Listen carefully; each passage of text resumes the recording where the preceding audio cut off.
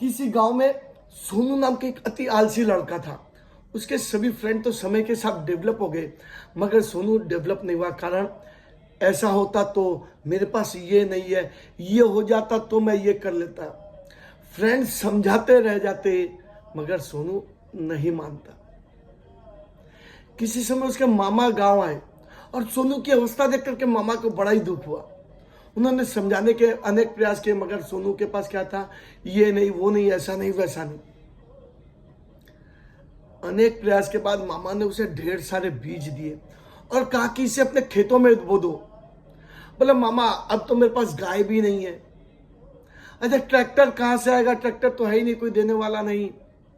फिर ट्रैक्टर में पेट्रोल भी लगता है, मेरे पास तो खाद भी नहीं और वाटर पंप भी नहीं है मामा, ये कैसे होगा।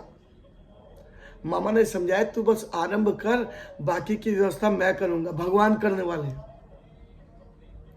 बोले नहीं होगा, बोले करना पड़ेगा, और यदि न किया तो पूरे जीवन के लिए नकारा का स्टाम्प लग जाएगा तुम पर, और यदि किया रिसोर्स तो मैं देने वाला हूं, और अंकुर फूटने लगे, तेरे खेत लहरा गए, तो लाख रुपए मैं अलग से तुम्हें दूंगा। अब मामा की बात सुन करके सोनू को बड़ी प्रसन्नता हुई कि लाख रुपए मिलने वाले, रिसोर्स भी मामा देंगे, लोग मामा बोल रहे मैं दे दूंगा। ठीक, तो खुश मन से सोनू दूसरे दिन बीज लेकर के खेत में गया और कुछ कुल्हाड़े मारे ही थे कि बगल से एक फ्रेंड ने कहा कि भाई मेरे ट्रैक्टर ले जा। अब 2-4 दिन खेत जोते,